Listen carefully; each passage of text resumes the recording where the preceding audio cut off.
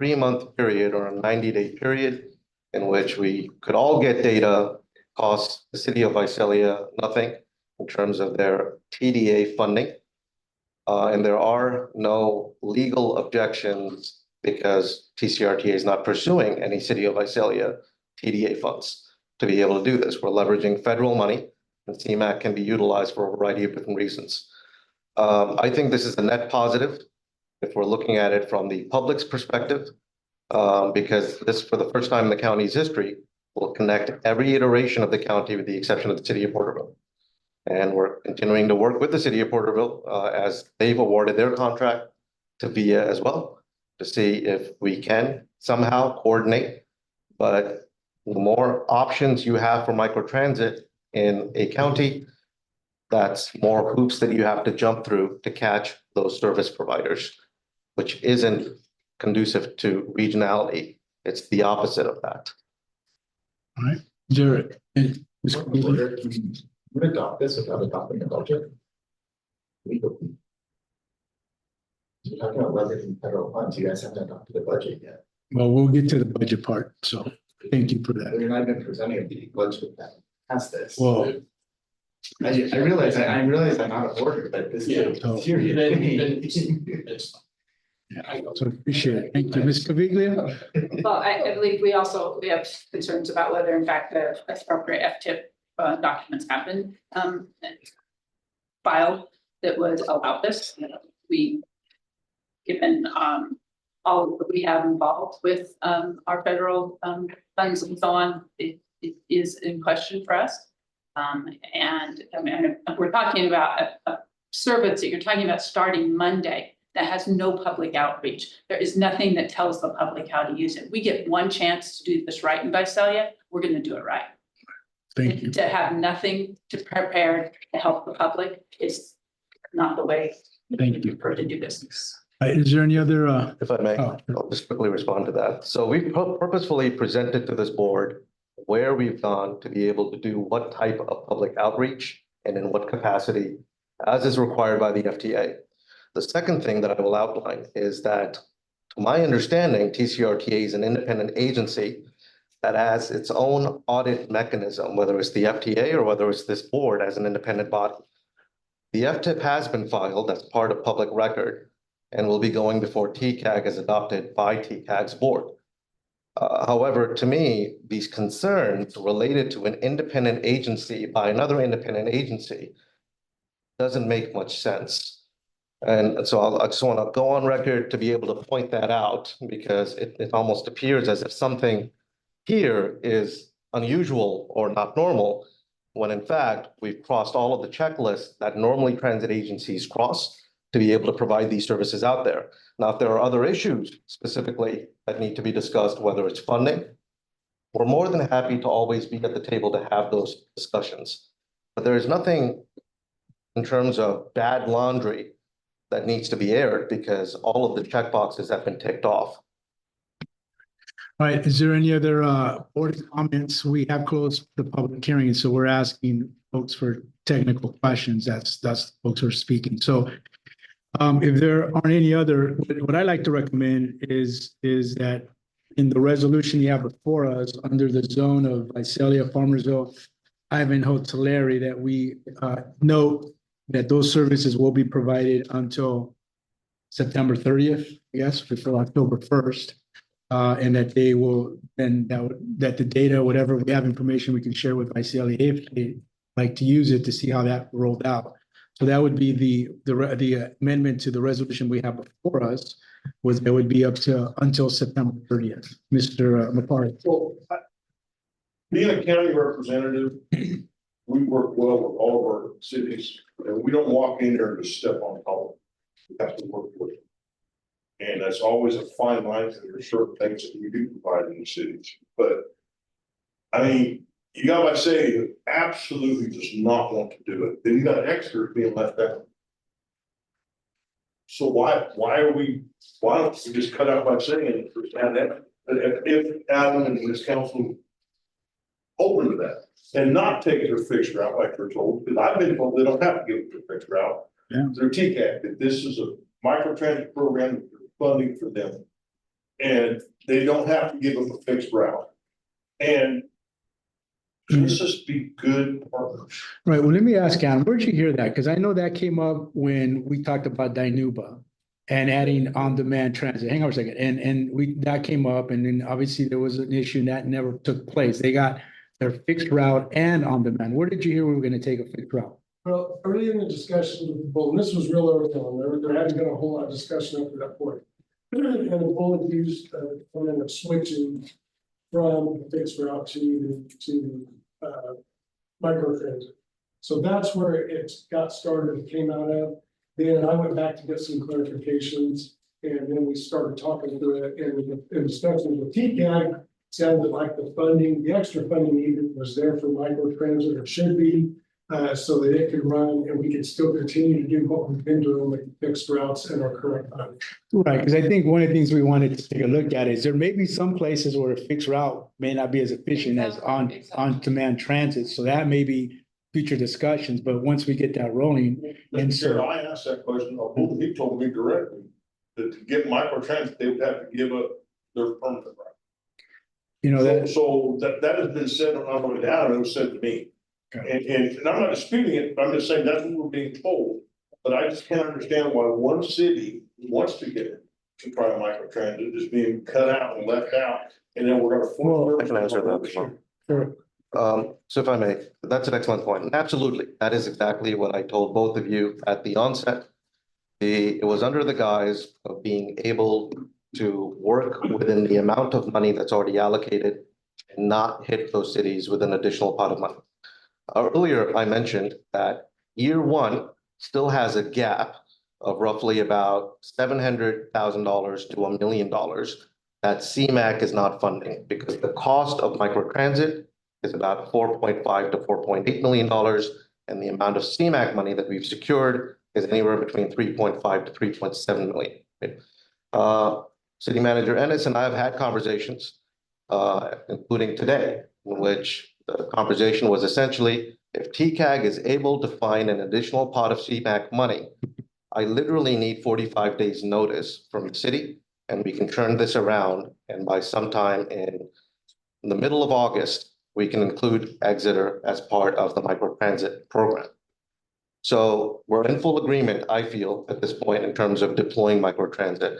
But to answer the second part of your question, can we switch Visalia with Exeter? And this becomes an issue of origin and destination.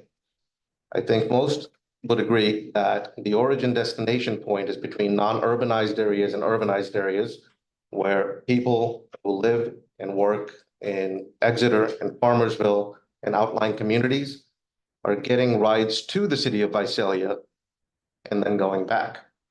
Replacing Exeter would, yes, I mean, hours wise, it frankly would not, because the net difference is anywhere between 5 vehicles in Visalia to just 1 vehicle in Exeter. That's one.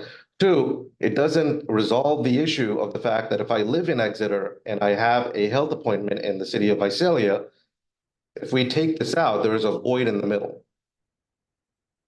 We can't, I mean, it just doesn't make any sense. They would have to go on fixed route again, which now goes into the problem of unmet needs, because microtransit was supposed to be this connective barrier. And we're talking about other conversations such as the Corridor Valley Express. And you need those microtransit numbers to be able to even justify those higher costs later on that are essentially bus rapid transit as one mechanism. So it's a complex web. And all we're trying to do right now is basically ensure that as much as we can, we're creating the framework for people to go from location 1 to location 2 and then back. Nothing more, nothing less. Exeter, we completely, absolutely want to do.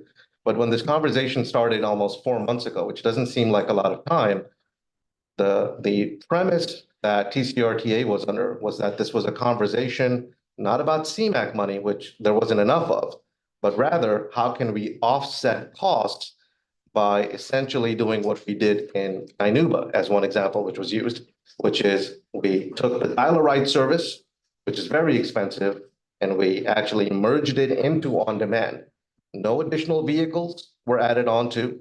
We just added software, the ability for the public to use a smartphone to be able to access or call in to be able to access the system. And we saw a 200% increase, I believe, as of the last ridership figures, by virtue of just doing that, right? So we were trying to replicate that model for Exeter. Now, of course, as time progressed, we learned that there was an MOU exclusive to Exeter and the city of Visalia.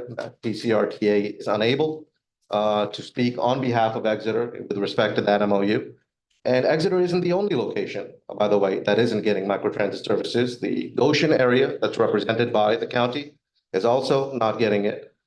Farmersville is only getting it by virtue of what was alluded to as a grant, and that grant provides vehicles that we're utilizing, where the caveat is that those vehicles need to be utilized amongst the area or the zone that's being represented by the city of Farmersville, and a connective node needs to be the city of Farmersville's transit center. Had it not been for that grant, the city of Farmersville would not have been included as part of this microtransit pilot either. All right, so this has been going for a little while, so what I'd like to propose then is the motion, as I stated, and it's not about the affront to Visalia, it's about just 3 months till September 30th, and once that it comes, we seize any on-demand transit that occurs. But I do think, correct me if I'm wrong, but we can drop people off at COS, so we can drop off people at Government Plaza, we can drop off people at the transit center. We may not be able to operate within Visalia after the 30th, but we can still continue to connect people, whether it's in the transit center, Porterville, other places, that can still occur. And so, so that would be my motion would be to adopt the resolution, and with the zone listed as Visalia, Farmersville, Ivanhoe, Tulare, that would be until September 30th. So is there anyone wishing to second that? I'll second that. Second by Mr. Martinez. Any other discussion on that? So then we'll do a roll call vote, Sir Hondo, and with myself, and then Mr. Martinez. So we'll do the roll call vote on that item.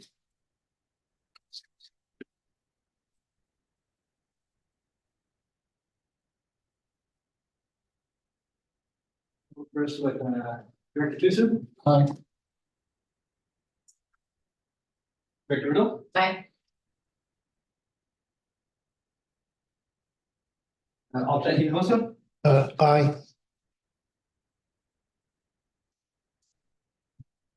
Director Wyra.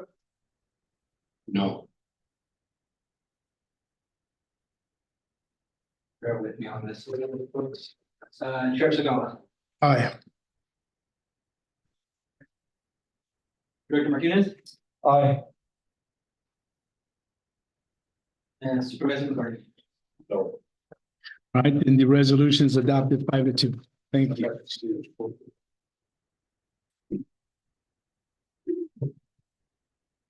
All right, moving on to item number B. We do have a presentation, but I wanted to ask Abul if item number B is related to item number G in regards to part of your no, excuse me, part of F, yes. If that is Adam, is that going to be part of your presentation, the 90-day rolling?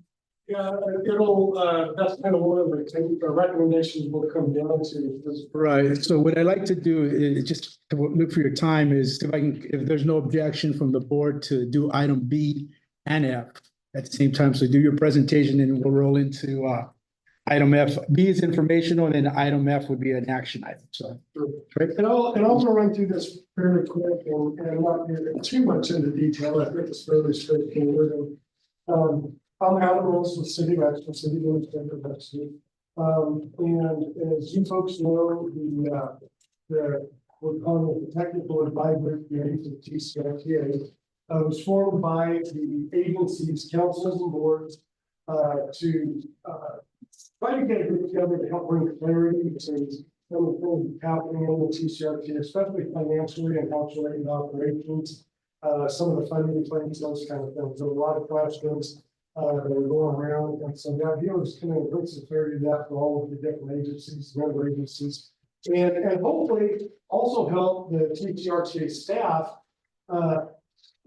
be able to develop more clarity on the information they have to bring to the board, because as you all know, the better information you got, the better decisions you can make, and, you know, better you can do some things. So, that happened, and there was basically city managers or their designees that would make up the committee. And so we had, 3 meetings with the whole group and then 2 kind of subcommittees, and I'll describe those very quickly. But when we got in there, and all of you will relate to this, most of you have had it done to you or have seen it done in the past. I was very quickly by the representative Larry, nominated to be the chair. They voted real quick and I didn't have time to say anything, I there I was. I did that. So I turned around and quickly did the same thing to him as the vice chair. So that's why you have us here with me tonight. So we got together in the first meeting. The first meetings that we had, it was a lot of information sharing, a lot of discussion. I mean, there was stacks and stacks of things that went around, a lot of communication. And it was interesting for me to sit and watch, because I could see the light bulbs going on the table as the information was getting shared. People getting a lot better understanding of where we're at, what's going on, better feel for some of the things, the history, how things played out, those kind of things. And the people on the committee basically are either city managers, or people that's with operations experience or finance folks. So it was a good mix of people to take a look at this as we went forward. So we had the discussions through that first meeting and we started getting a better level of understanding where we're at. The big question was really, where is the TCRTA at financially? Where does it sit? And so we got down to the point where Sherman Dix with the county volunteered to go through and run the numbers through because the TCRT is part of the county and your finance stuff is in the county system. He knows the county system. So he volunteered to do that.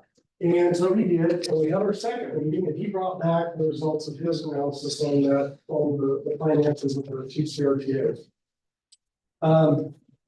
Your executive director also went through and ran some numbers. They started on the comparison and comparing them and going through the numbers. And really out of $19 million came within, I believe it's $200,000 of each other. So it's came out pretty close to matching between the two. So that was kind of one answer for the committee is we know what we got, we're deductible with what we're seeing here. One of the other things that came out of that is it didn't appear that the TCRTA was going to be in financial scrapes, at least for a 2 or 3 year period.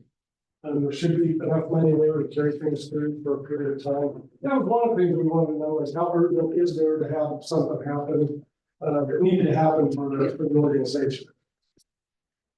So once that came out and we saw what we got, one of the things in the discussion that everybody started noticing is that it was almost and I'm going to use this as very general, it's not completely that way, but essentially kind of a one pot of money type setup on the finances, how they're tracked, how they're managed, and then it was originally set up, sounds like it's kind of a one pot type ledger.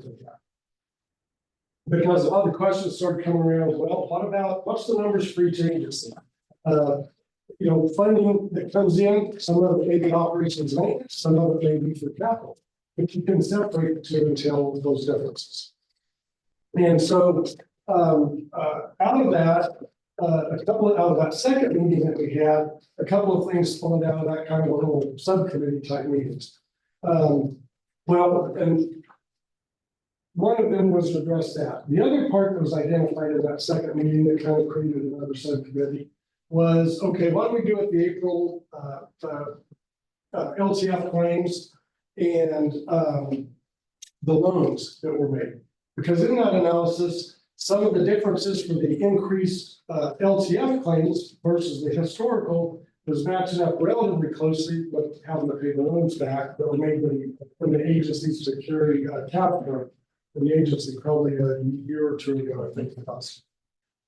And the folks remaining in there that still had the loans out to the TCRTA was Porterville, City of Tulare, County of Tulare, and Dinuba. So the two things that spawned out of that meeting were, one, we had a meeting, Ramon Moore from Wood Lake, who was a finance person, and also the city manager of Wood Lake. He also worked at TCAG for years. he came in and said, we need to look at this ledger. He was pretty familiar with it. So we got on a meeting with the county finance folks and started talking through that and how to set up a ledger where as you put numbers in it, it's automatically dividing things out from the very beginning. Because the way it's set up right now, your staff is gonna have to go through and recalculate everything off the bottom end. It doesn't make sense to do that. It makes sense to start at the beginning, getting it divided out. So when the numbers come out at the end, you know what you got. So we had that meeting and talked to the county finance folks. They said they could create a ledger like that and talked about how to do it. A bunch of finance language that I didn't understand all of it on, but they were talking about how to make that work.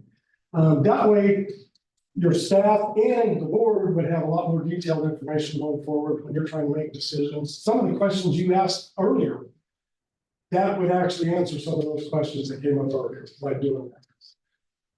So that was one of the things that happened. The other one was the 4 agencies that had the loans out to the TCRTA and that had the higher LTF April claims got together to talk over how to approach that.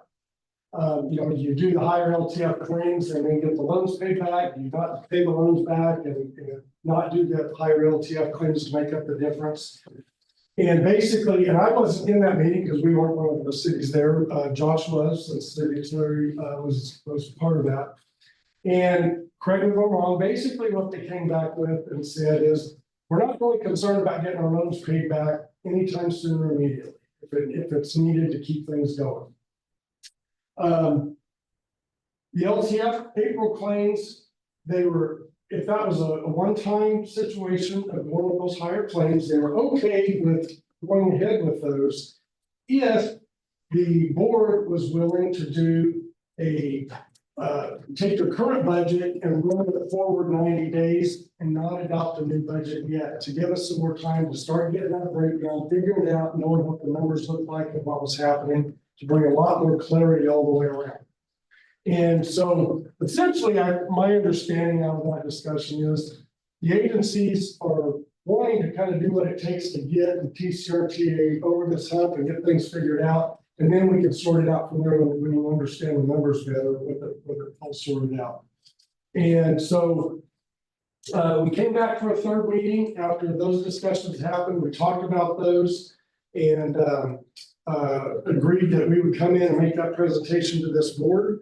And again, the whole idea out of this is to really bring a lot more clarity and have better and more readily available information for the staff and the board of the TCRTA, and to look further in the future.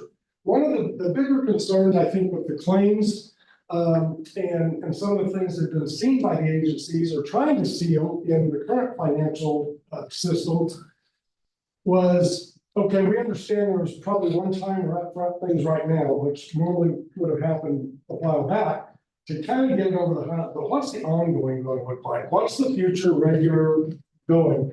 And I think that's the bigger concern out from the agencies than anything else right now.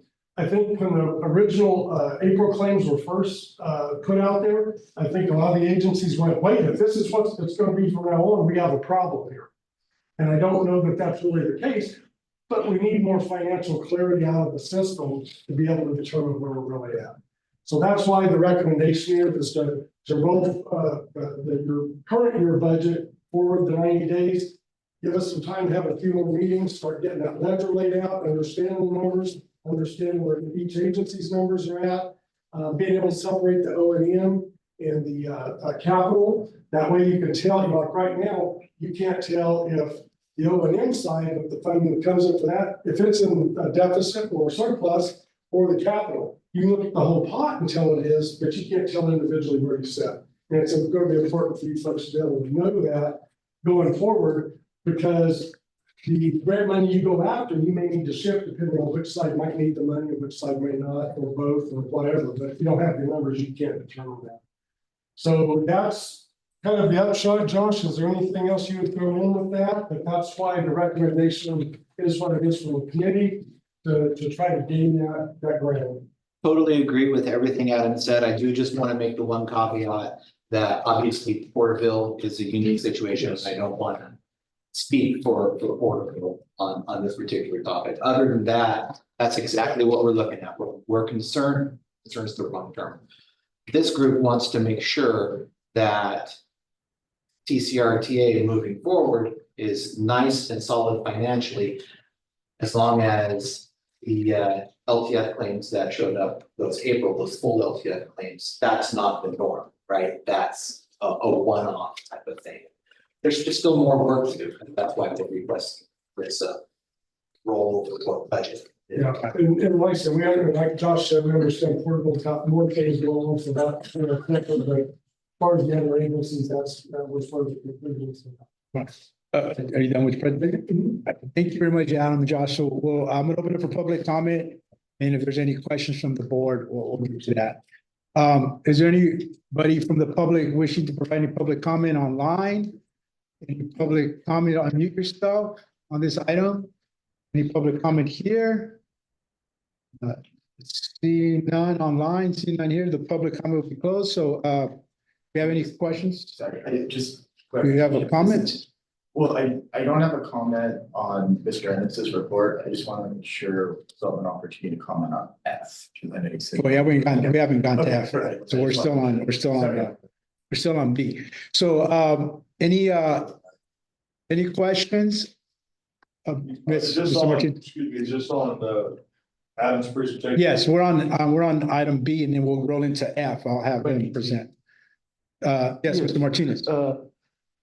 You're asking for, that we implement a 90-day budget. What if it's Well, you more know- needed, more time needed? Well, our goal would be to be completed in that, I will tell you, we gained a lot of ground just in 3 regular meetings of the group. I was really surprised how quick it came together. When you got people that all know the pieces together, it helps a lot to push it forward quickly. We're hopeful that we're able to do it, especially now that the counties already went through, they know what they've got in the system, and then creating that ledger that will give more definition out of it. There was a lot of discussion on parameters and things like that between the Bull and Monroe and Wood Lake. So we really believe that we can pull this together pretty quickly and get through it. And we can monitor the progress as we go. And if there's anything else, we can, bring it up if we run into anything. But I suspect it will roll out relatively quickly based on where we're already at. So we'll get to any more questions on that in the next item. So just on the general presentation, is there any comments or questions? So Wyrick. I mean, I think the technical advisory committee for their hard work, you guys rolled up our sleeves and you did good work. I want to thank you for that. I think the board does. Well, I think all the board members will share Mr. Wyrick's comments. Thank you very much for the work you guys are doing, working with our staff and helping our board as we continue to move forward with the agency. If there are no other questions on this item, then we're going to roll into, item F. So Adam, at this point, if you could just a couple of sentences, just reiterate the request from the committee. So it's to roll out of the current budget, 90 days. Yeah, the request is, and just one thing to add to that is, when we get confirmed with the finance source in the county, they didn't see issues with the operations and everything getting processed, it'd still be okay. In that 90-day rollout, there shouldn't be any problems, so you should still be able to continue to operate without any issues. But the recommendation from the committee is to keep your current budget, roll it out in 90 days before you adopt a new budget. Giving the community time to go through and do some more evaluation and bring those results back to the board. So thank you on that. So that was a brief presentation. I'm going to now open it up for public comment on item F. Let me start online first. Is there anyone online wishing to provide public comment on item F? If you intend to do so, please unmute yourself. I see none. Then is there anyone here in the meeting room who'd like to provide comment on item F? Any public comments? Yes, sir. So Mike Mauer for the city of Porterville. A few things on the rollover budget. Obviously Porterville isn't going to give it 24-25. So I think our goal would just be to abstain on the action, but there are a few things in the budget that we would have to vote against unless the board makes changes. The budget can only be approved with unanimous approval. So we would have to see these changes get made. First, we just need clarification because it is a rollover. Nothing in the resolution indicates that Porterville revenues and expenditures are being excluded. And correct me, Tom, if I missed that, but I do think it really, it's blacked out in the worksheet for 24-25, but there isn't anything showing 22-24, so it's a rollover. I want to make sure that Porterville's excluded from that. Second, and these kind of go together, the worksheet shows a weird 4.5 million LTF that something or other related to Porterville. That was never in the original budget. I have no idea what that is. We brought that up before. It didn't be in there. We don't know 4.5 million. And so I want to make sure that the budget that's actually carried over is there's a money through that. And that the budget that's actually carried over is only what was originally adopted last year with the express amendment. So I'm only aware of three. I believe that the second was for the general manager salary, we hired in December. The third was just to repay Woodlake 50,000. I've seen other worksheets that take into account the fact that TCRTA failed to get its federal money, but that's never actually been approved. That was never part of the approval. It was only the 50,000 for Woodlake. So we need to be clear what budgets actually being rolled over. And then in the resolution itself, there was language that was added from last year's resolution that indicates the executive director can submit LPF claims. Obviously, that's been a problem for all of your agencies. So that should get called out. We will not approve the resolution with that language in there. While Porterville's only here for a couple more days, we're not going to risk another LTF claim getting submitted to TK. It should be pretty clear by now that the member agencies each have to approve that and be approved unanimously, and TK is requiring a resolution. If you all want to add that back in after July 1, that's fine, but there's no way we could approve that. And then there are references in the resolution to an annual budget. This, of course, is not an annual budget. It's a 90-day rollover, so just a technical correction. And then I'll just add my point from earlier. You're doing a rollover budget, but you just approved a bunch of services that were never in your last budget. So just from a technical standpoint, it doesn't make sense what you're doing. I don't think you can actually approve services, approve expenditures for services that you're not actually budgeting for. You have 2 seconds. Okay, you really need to reconsider what you just approved and actually have a budget for those services. You can't spend money without a budget. So it creates an issue with having a rollover when you're approving something. Thank you. Is there anyone else wishing to provide public comment? Anyone else? Seeing none, public comment will be closed. So we have this, and of course, would you want to add into this conversation? Yes, for item F. Yes, on item F. Well, first off, I just wanted to thank Adam, Josh, Ramon, and Sherman, and others that are part of the Technical Advisory Committee. I feel that really this has been a positive endeavor, and I will maybe tap on some of the words that have been mentioned as part of those meetings. It felt like we were having conversations that one would normally have once the JPA actually begins to be formed, right? It's an educational process in terms of understanding what goes into the mechanics of when you build a JPA. What are the constraints that go into building a JPA? And it feels like those 101 or beginning conversations are happening now almost 4 years in.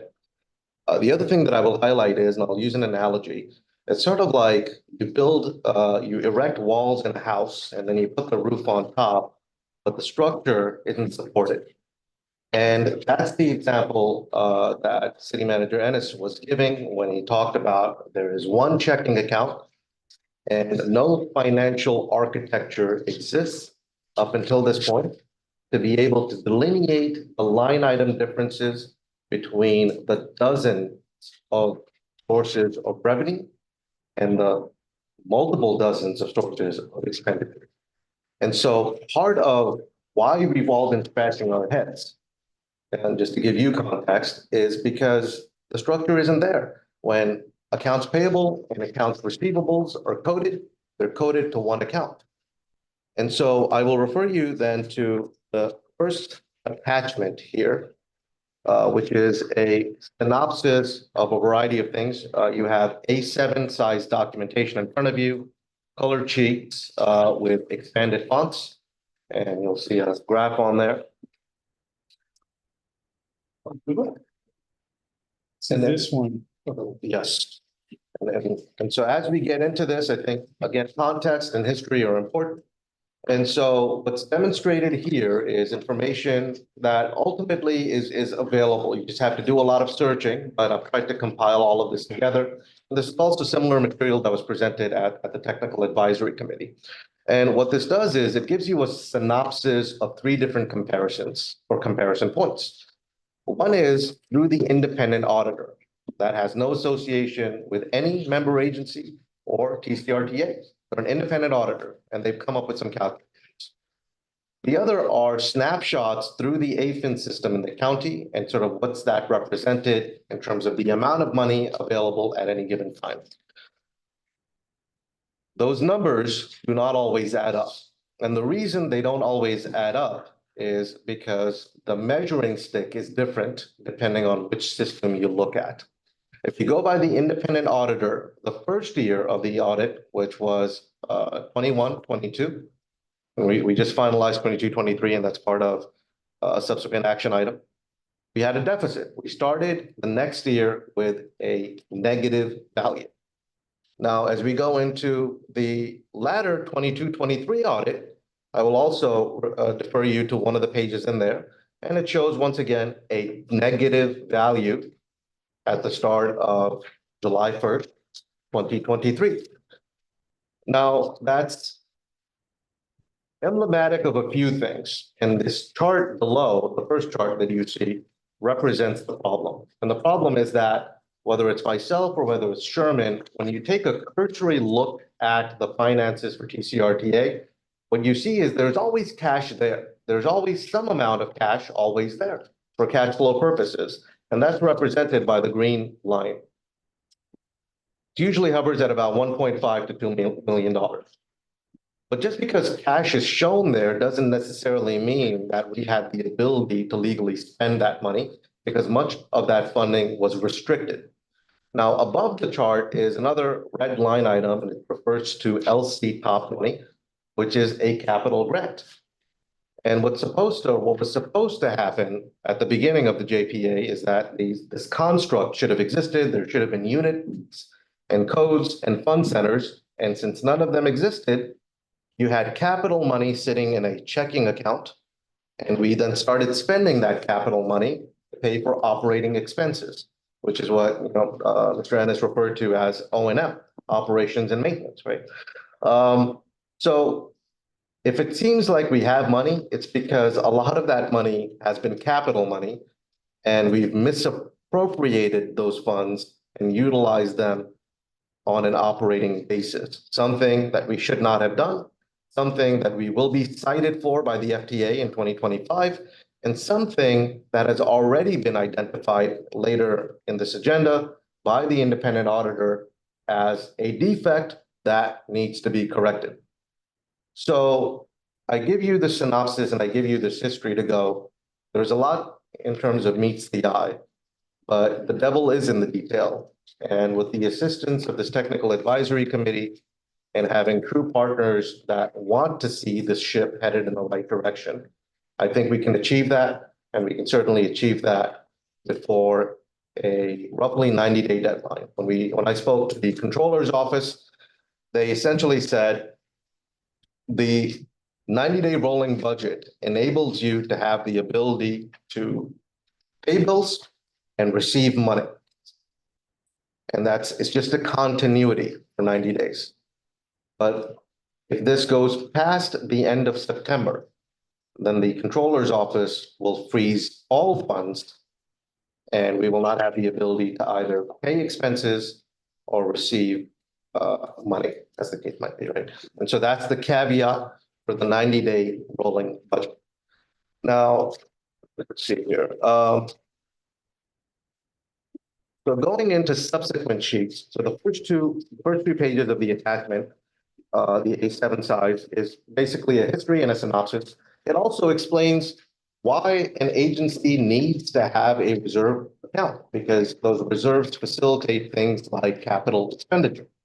And then I will just leave that with you as the board to be able to look at when you have time. But it answers a lot of the questions that have been posed here in the last 6 months in terms of, why have this? Why is cash flow important? Why do you need to have reserve centers? It's because we are required to have those things. If we are to be in good standing by the FTA, as an example, which is page 2 and number 3, which is sort of a matrix, it shows you that the FTA rates agencies much like a credit agency. You have your A+ rating, you've got your A- rating, and well, they look for certain criteria. And the common theme is things that I've identified, which is you have to have cash flow, you have to have reserve, you have to be able to save money to be able to match with the federal money that you end up getting. The next sheet is again, a synopsis and a representation of moving conversations.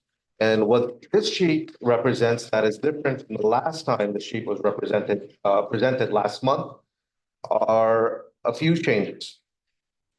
One is that the LTF amount, if you compared this to what the exact same sheet last month, if we presented it, the board never approved it. It was just for conversationary purposes, as is this attachment. You're not adopting this. This is for the purpose of giving you insight in terms of how we're looking to plan the budget right now. And what you will note is that the LTF amounts have changed substantially.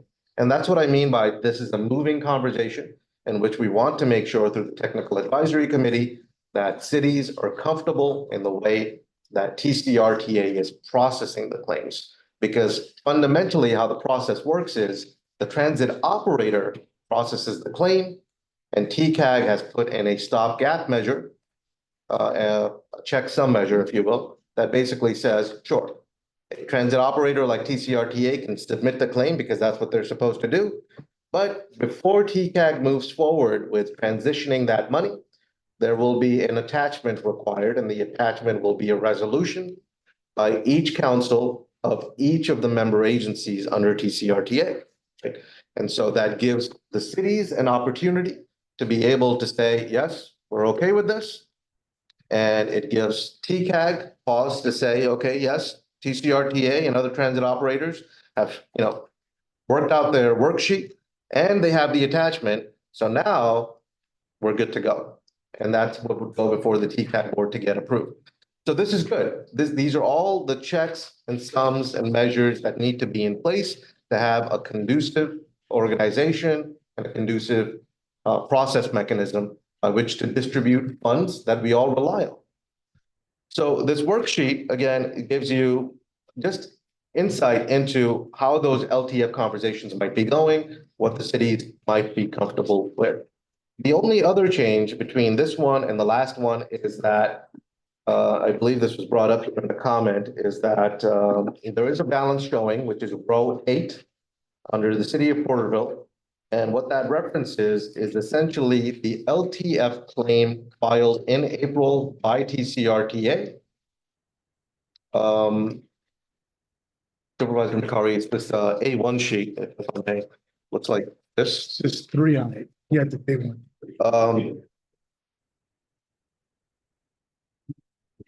We need additional copies. We have additional here. So. Hey, those sheets are under your phone.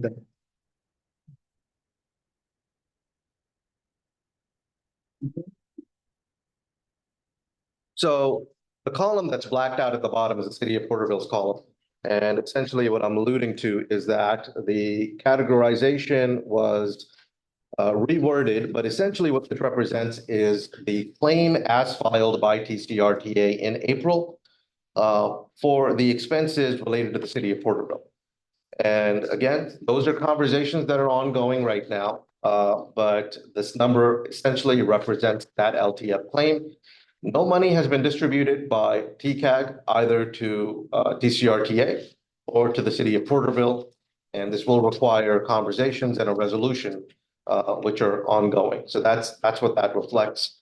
Outside of that, what we're continuing to do is, again, I'm continuing to work with the Technical Advisory Committee. Mr. Ennis was absolutely correct. I contacted Controller's Office. They have built a ledger. That ledger is under review right now. And the game plan is that starting July the 1st, we will go ahead and begin categorizing our accounting, both the AR and the AP, under those units and codes, which are broken out by city and which are broken out by fund center types in terms of disparate revenues and expenditures that we have.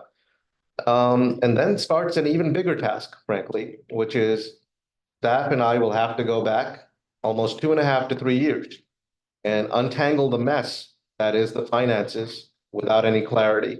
Because up until now, that structure, that ledger hasn't existed in the shape that it should. And those comments come from the controller's office, as I've met with them. Those comments come from the independent auditor, as they've reported, and they will come again through the FTA.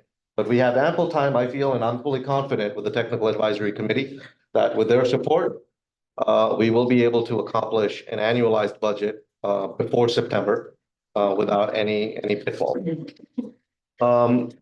The other two sheets that you see, and I skipped over one because it was sort of blended in, but I created a summary sheet.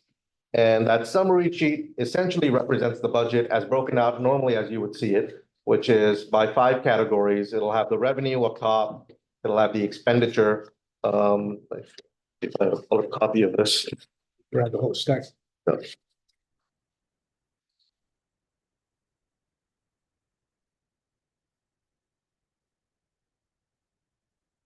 Could look like this.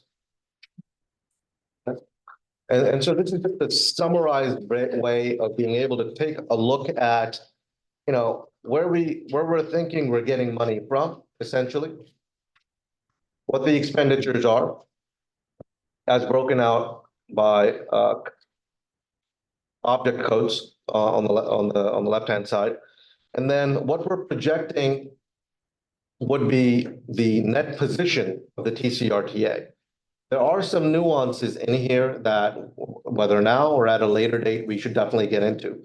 As an example, the debt obligations for the first time represent the match amounts needed for the capital grants that are out there. And what this budget attempts to do is basically say, if we went out for a capital money for a FTA grant and it required a match, well, that match had to come from somewhere. This budget is accounting for that match for the first time, because up until now, it's a promissory note. We promised that we're going to have the match, but it was never committed anywhere in any budget, right? This commits it. So those are some of the finer nuances of the budget. But again, we will revisit this conversation once we have the blessing of the Technical Advisory Committee and they're satisfied that they understand what's going on in TCRTA's underlining item. The final sheet that you have actually looks pretty much like the first 2 sheets, only it'll say up top, capital grants match commitment. And this is a detailed breakdown of what that commitment amount looks like for the grants that we have gone out for, that are in the process, that are in various federal processes of either being awarded or obligated. So with that, the resolution before you, very simply, the resolution before you very simply is proceed on in a status quo form, having not adopted the proposed 24-25 budget. And in lieu of that adoption, you're simply allowing TCRTA to pay its bills and receive revenue. All right, well, thank you. Is there, so now it's that we have board discussion. We've already had public comment. We've had the presentation. Is there any additional comments or questions, Mr. McCarty? Yes. So if you estimated what a 90-day, it makes reference to the president 23-24 budget. What is the estimate of the budget? I mean, I'm not going to approve this blank budget. I need to know if we can have limit of what not we're going to see what we're looking at. I mean, you've given me all this, but usually what I'm accustomed to is there's a summary of these are all the attachment supporting documents, but I don't have a summary that tells me what we're looking at spending in 90 days. You have an amount. The amount that I can share with you is when we go into, and when we can do this now, with your request, we can go into item C, which is the preliminary financial statement. And the reason I'm referencing this is because this will give you an idea of what the month-to-month cost has been. We're not anticipating substantial deviations from that month-to-month cost. But my turning point is here, I shouldn't have to go through a bunch of different items and look at that. If this is a budget, it's not a roll, but it should be explaining to me here what I'm looking at. What I'm asking for. So I'm asking you, what's a maximum amount on the 90-day roll budget that you're gonna request? The upper limit of that, and again, I want to give you a very straight answer that says, it's going to be for the next 90 days, we're not going to exceed 450, not 450, that we're not going to exceed $4.5 million, right? I want to give you that answer. But the reality is there is a lot in flux right now. As the board is aware, I'm in negotiations with TransDev. I will come back to you probably in the next 2 weeks to say, here's how much that money is changing by. So even if I wanted to sit here and open up the contract book right now and say, based on the existing rate, it will not exceed 4.5, I have no assurance of that because those are moving numbers right now. What I can tell you is that 4.5 is probably just about the right number. And if what it takes to be able to approve this is saying shall not exceed this number, then that might be one option, right? So hopefully that helps. Again, I want to give all of you, frankly, a definitive answer. And the challenge all along has been, I'm trying to trace the definitive answer going back multiple years. So in terms of that, Mr. McCarty, so if there's an idea that our annual budget is about roughly 20 million, I know it's less than that. So if we do the quarter, we're talking about 5 million, right? That's So fine. He's the director. That's what we're. no, but I'm trying to say, no, I'm trying to figure out in terms of if the board is comfortable putting that language in there, that up to 5 million for that. I'm good with that. I just needed to know. Right. Now, my next question is that it talks about, by not having these, on this first bullet point, an exception to the JPA, one of the first priorities of the executive director, and I get that way for you, the line should have been developed as a basic architecture of finances. And it still hasn't been done today. I mean, has that been something you've been working on since you got appointed? I frankly did not even have the epiphany that this is how deep the issue was up until the technical advisory committee was created, at which point I was forced to go in and start looking at AFIN. That's the ledger you're talking about, the neighbor. So we're working on that now. So AFIN is the county system and the ledger's the ledger that's created in that system. Because it goes on to say that we've been misusing capital and restricted funds. I want to make sure that's stopped. And I want to recategorize that word choice. So we've been misappropriating funds under the umbrella. This is not, I do not want to confuse the issue or conflate the issue with that there has been illegal activity or anything of that sort. That is not what this conversation is about. But we have been misappropriating funds between capital and operating. Do you mean misappropriating or miscategorizing? Miscategorizing. Thank you. Because misappropriating is much worse. Yeah. Miscategorizing. Thank you. Director, so on debt obligations, 3,400 LCTOP misspent restricted fund, is that what you're? That is one example of a miscategorization that needs to be righted in the next budget. Absolutely. I'm sorry. Well, is it 4 million? Is that correct? Almost 5 million on 7,400 LCTOP. So I'm looking at LCTOP. Yep, it's I read it as at the bottom under debt obligation. It's 1.128. Okay, so can you define that for me, please? Correct. So. Misspent restricted fund. So in this case, for LC Top, I believe we received this money for the purchase or procurement of buses. Teresa, can you just clarify that for me? LCTOP is a state grant that we received upfront, Can you please tell me the acronym? the low carbon transportation operation program. Thank you.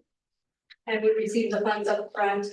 There are various projects listed, their mission, infrastructure, like buses, anything we need for anything that helps with greenhouse gases, and then it also accrues interest. And Director Riddle, that is a very key critical point. This is one of those sources where they front load you the money. Normally, you would go in, you would have to incur the debt and then take your invoice that you signed off on, submit that, and then you get payment. But LC Top is different. They front load you the money with the expectation that it's in a reserved savings account and you accrue interest on it, and that interest needs to be reported on. So what this does here is it corrects the fact that it was never in a savings account or a reserved account, but it needs to be. How do you accrue the interest if it's not? I have not gotten into how the prior interest was accrued. Well, what was reported? There were residual amounts reported. I believe the grant worksheet might even show it when we get into the grants piece. 21,000 roughly comes to mind. So I just want to make sure that I'm not going to approve something that says we're misusing capital. So misusing is not correct, mislabeled, this is, What page are you on? page 112. First bullet point, actually, it's sub bullet point, the first one. It says, this was not done, it did not be done today. I will said they, didn't know, he didn't get into, he answered that question. The net result has been misusing of capital and restricted funds for purposes of paying expenses. No, I don't want to be. Mislabeling would be the more appropriate. Okay, so I want to make sure. Don't want to put something that says we're misusing funds, we mislabeled Correct. it. And that's, okay, that's fair. So on 7,400, instead of saying misspent, you would also say mislabeled. Correct.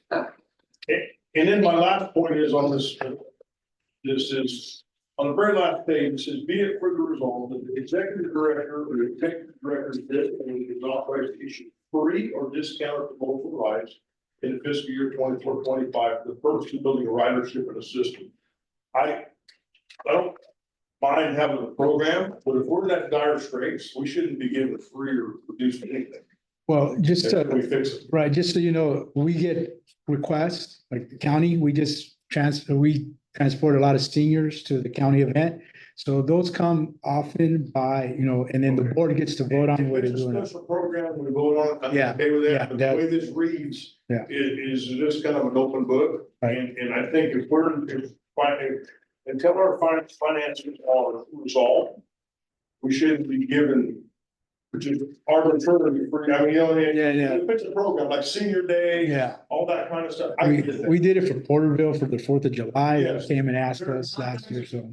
But that should come to us. Yeah, they do. They do. I'm okay with that. Yeah, so I think that'll be understanding. So we've had like 3 or 4 the last couple of Yeah. years, so. There's not a lot of them on the special thing, but Right. the way this reads is. Right. I get it. Language is, Right. The language of it. So we'll just say that with board approved that occurs at. Yeah, I mean, and look, we know there's senior day in the park, we know there's other communities have events that we've done in the past, we could probably set up a list. And then the board just approve them all at once. Right. And get that done. Yeah. And my last point is Porterville's already said. That if they're not happy, they're not gonna approve it, it takes board approval, I hate being held hostage, I'll tell you straight up. If you want me to go sideways, hold me hostage to see what happens. So I wanna know what it's gonna take to get this passed without being held hostage. Fair enough? Fair enough, and I'd be happy to respond. Sure, go ahead. I feel the exact same way. And that's why I want to make sure there isn't anything that's slipped in here that holds Porterville hostage. Which is what I'm concerned about, because that LTF claim, the 4.5 million. That has to be approved unanimously to each agency. So I just want to make sure that we're not getting asked to approve a claim that we would never otherwise approve. So it's just equal, absolutely do not want to hold you guys hostage. And that's why I provided what our statements would be. I completely respect that. And the only reason I'm bringing it up is just to make sure that portability really doesn't help us. So can we make it, I mean, I guess I'm ready to make a motion if I can, if I may, if we're done talking. Trying to clarify one thing as well. We do have an exemption from the auditor regarding, the six, because normally you only have 60 days. In email and therefore in writing, but I do want to clarify, the worksheets are not what you're voting on. Those are just informational to continue to steer you towards when we do get to that point. So technically, the number represented for the city of Porterville is not something you're voting on. You're simply voting on TCRTA's ability to do a 90-day rolling budget on something you approved almost a year ago, right? Just so we can pay the bills. Basically putting a pause on it 3 months. Yeah, we're not voting on it. We're not voting on a new That was budget. gonna be my And I motion. think that was clear with Mr. I want to move that we approve up to, not to exceed 4.5 million. To pay the bills. That, there isn't, in the minutes, there's something clarifying that this is mislabeled, not misused, so we'll get the board on the account. Yeah. That the free ride will Or request for free rides. be requested, and this is strictly to pay bills, has nothing to do with LTF, anything, it's to pay bills. for But 90 also days. receive money in case, the other caveat is we can receive money if there's money. Right, due us. receive money that comes in, Right. but we're not gonna, we're not gonna go after anybody's LTF. And, We have and, to go through agreement. and that's what the technical advisory committee will still Is continue that to what work on, right? that suffice to get it going? Yeah. Yeah, you know, I would throw out there, one of the parts of the discussion that I did mention earlier is, part of the discussion that the committee had was, it'd be good for the organization to just kind of roll business as usual, not doing anything extra through that time period. Not trying to take on anything extra, and I'll just throw it out there. I've been working with the board, I've seen emails on the weekends and at nights and things like that. Giving the staff time to concentrate on getting the finances, it sounds like even some staffing things straightened out, but not be a bad thing for the organization before you start trying to work forward with doing other things as you go down the road, so. But so, yeah, that was the intent, was really just roll with their ongoing operations and keep those going through that time period and get some things lined out. And make it a lot more information ready. Just for continuity of business right now, and then we'll address new stuff as it comes. I like second. Second, all right, so there's a, hang on for a second, so there's a motion by Mr. McCarty, second by Mr. Usu, any other questions or comments? And we'll reiterate your motion in a second, so it's clear, so go ahead. Just a couple of items on page 117 in the package, you might have a copy of it. Printed out the larger fund by 17, which is the operating and revenue expenditure for 24-25. Actually, they should be. When I go down here, and I'm not a finance guy, but I see we're starting with $30 million at the top of the page. And then we're adding other revenue. But I don't see that number that's at the top of the page anywhere down below. And yet we go from 17, we go from this revenue of 17 million to negative 3.9. Did that number at the top go somewhere, or am I just not seeing that right? But just so you guys know, you have a bigger version, which is this one. Number 2. Well, there's 8.3 million at the very top, beginning fund balance, revenues of 17, expenditures. Down the right column, doing debt obligations. With a net position of minus 2.9. Where did the beginning balance of 8.3 go to? How is that woven into this page? I know it's not a budget discussion now. But I'm just curious about what it might look like after work on. And I've got a follow-on question that's more related to Porterville as well. That is an excellent question, so let me see if I can give you an answer.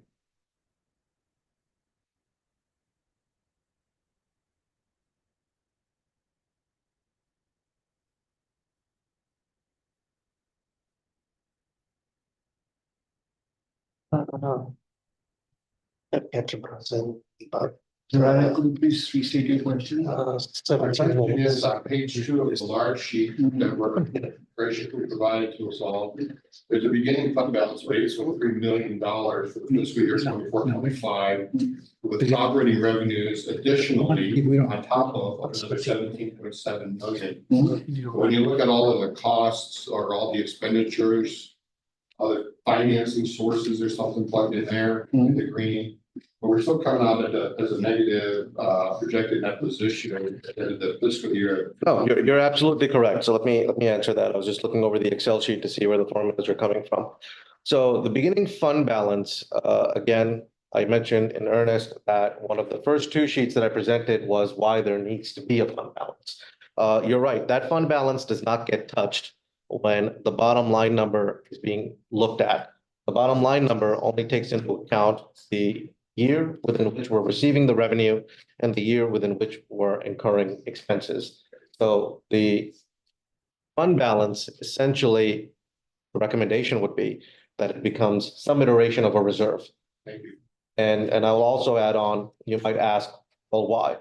Now, further, from an information standpoint, there is an asset worksheet which will represent something like over 40, actually no, probably 60 or so vehicles. And we can go over what the useful life of those vehicles are and what the status and the condition of those vehicles are, which will further explain why we need to have a reserve to be able to replace the capital assets. And did that reserve come from that big pot that might be coded a certain way that? So I would say it's a culmination of largely the second peak that you see on that big on the first graph. And Is it first, the reserve? It is not. Designated to pay. Okay. And when the paper money.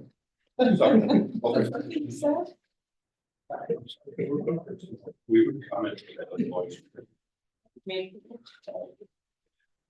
Mr. Wyra? So in the 90-day budget extension, they're showing an obligation, and public comment stated that TCR has an obligation that would propose $4.5 million.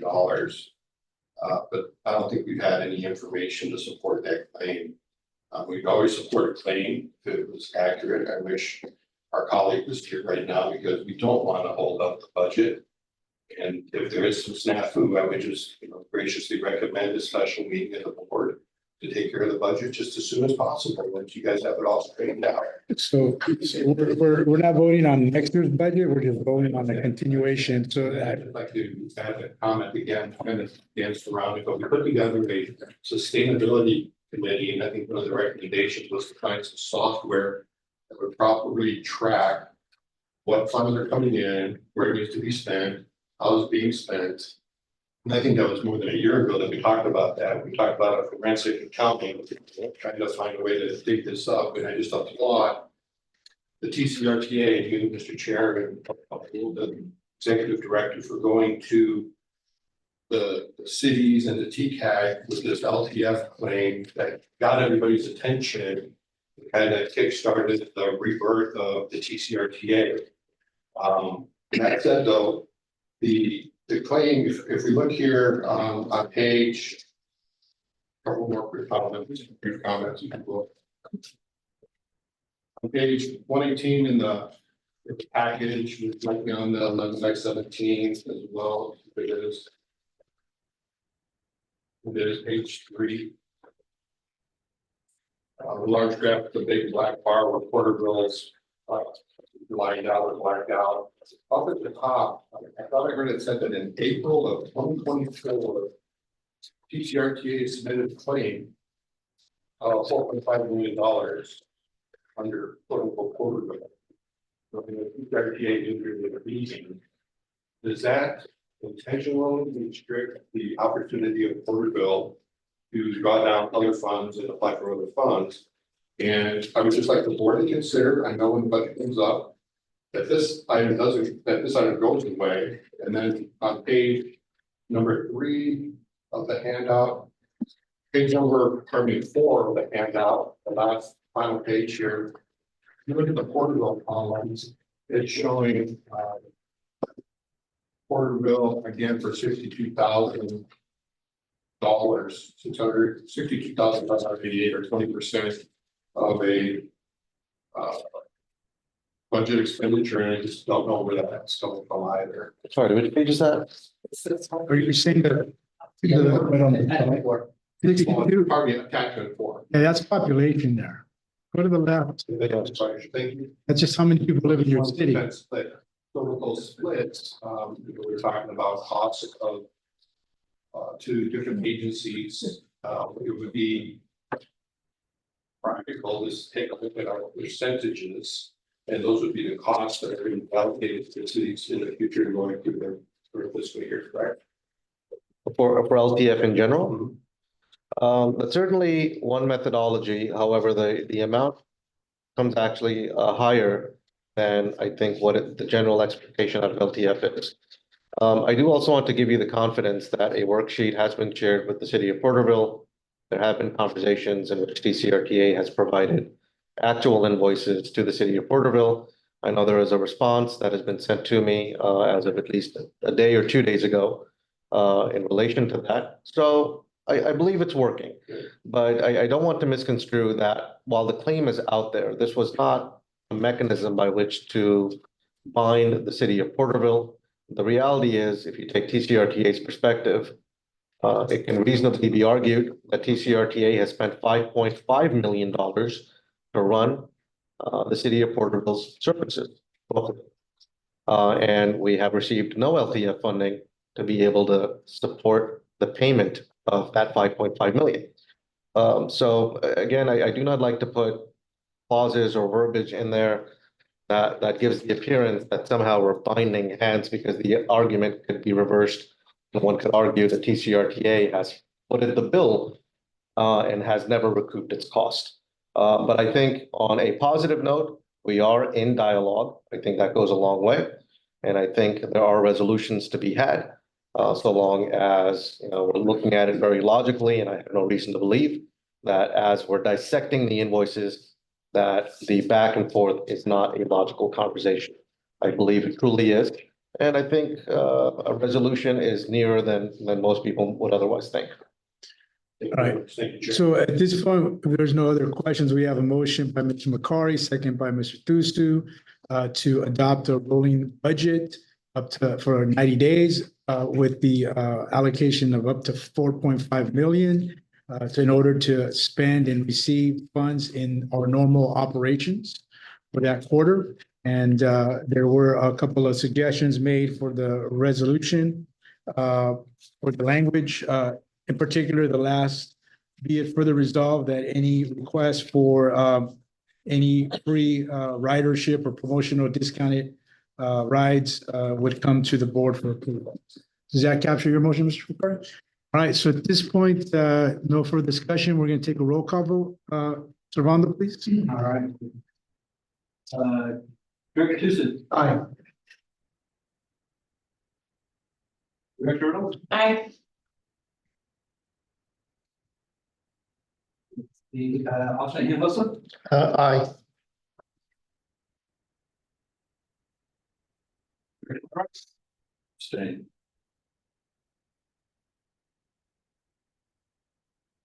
Chair Sinhala. Aye.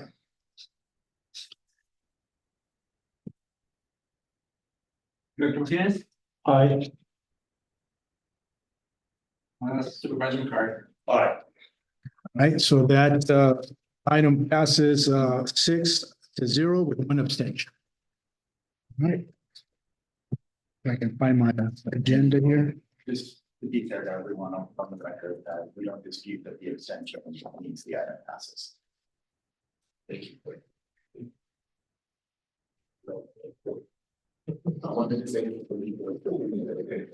All right, thank you. So next we go back to the order of business. So we have item number C, which is an action item to receive and file preliminary financial statement. I believe that would be Melissa. Thank you. Thank for giving me that. This is an action item to receive a file for preliminary financial statement as of May 2024. This financial statement is for until May 31st, 2024, and is preliminary. Preliminary, as the fiscal year is, and, yeah. The compensation of the Wright County Regional Transit Board of Directors that we can file the preliminary statement as of May 31st. And the attachment that you have, with this is the preliminary financial statement from July 2023 until May 2024. You also have a revenue analysis and financial. All right, thank you. At this point, is there any public comment on this item? Any public comment online? If yes, please unmute yourself. Any public comment in the room? Any public comments? Seeing none, public comment will be closed. Members, thank you. Members, we have an item before us. Are there any questions or comments? I think we have commented in the past that we appreciate the information. It is a lot of information, but it's been pretty good to look at and see how, as it was referred earlier, what our monthly expenditures are, revenue, get an idea of how that works. So, I mean, there's things like this that need a microscope. yeah, And again, we're the board, we shouldn't have to take each other, this is false attention, there should be a something. okay. Absolutely, fully acknowledged, and I'm glad you're bringing that up because as staff, collectively, we will work to make sure that we're bringing a one size paper for a lot of these graphs and numbers. Yeah, I mean, it's a summary to give us an idea of where we're going, and this is all substantiated. I mean, there's some of these things like this, if we have a summary on it, there, if you have a consent. And we could have a poll if we have any more questions. Yeah, if we have a summary, you can consent on it, and that would really short up a lot of our meetings. This is really good. So Good, yeah. very nice. All right, with that'll, thank you, Mr. McCrory. That'll be noted. Can I have a suggestion too? Yes, So this is July, August, September, and then there are vendors. Can we have a flip side based on vendors so that there's vendor A, July, August, September, where we do the changes for the trends? Yeah, Or is that going to be? no, let me think about that. But no, that should be, Because that it becomes very easy. Okay? yes. We have a monthly comparison. I see what you're the saying. deltas are. That could be a summary. Yeah, exactly. We read it, and then it's done. Move on. all right. Any other comments or questions? I think with that, staff noted that request. Yes, Mr. Wyra. Here today, batch of 2020, as of May 2024. On page 25, it shows expenses of $12.5 million. And then on page number 52, it shows an expense amount that's full $13.8 million. So I was wondering if there's, am I missing out like a monthly expense amount or? Which one is it? On page 25, lower right-hand corner, year-to-date expenditures of $12.5 million. There is June missing. And then on page 52, it looks like June is different, the amount is actually higher at 13.8. Correct?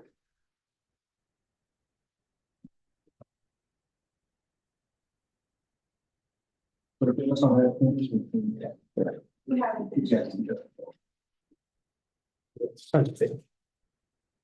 Any other questions? If not, we'll entertain a motion to approve item C. Receive and file the preliminary financial statement as of May 31st, 2024, with the recommended changes that the board members have asked staff to do for next month, the next presentation. Moved by Mr. Thusu, second by Mr. Martinez. All those in favor, signify by saying aye.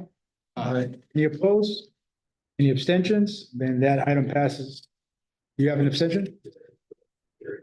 Okay, so it is adopted 6-0 with one abstention from Mr. Wyra.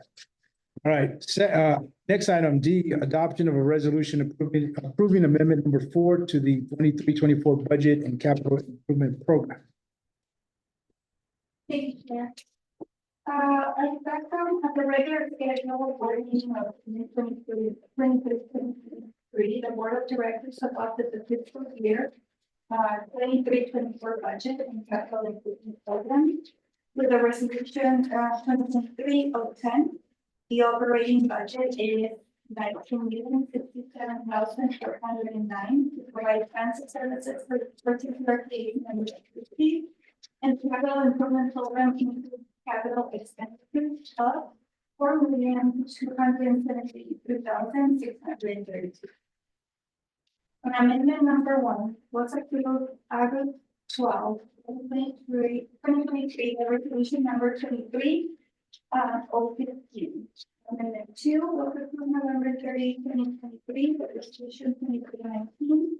And amendment number 3 was approved April 22, 2023, by resolution number 23 008.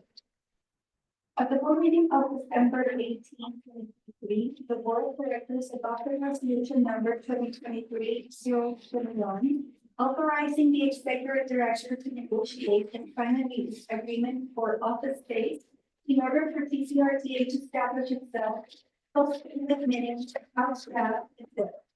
Any office space needed.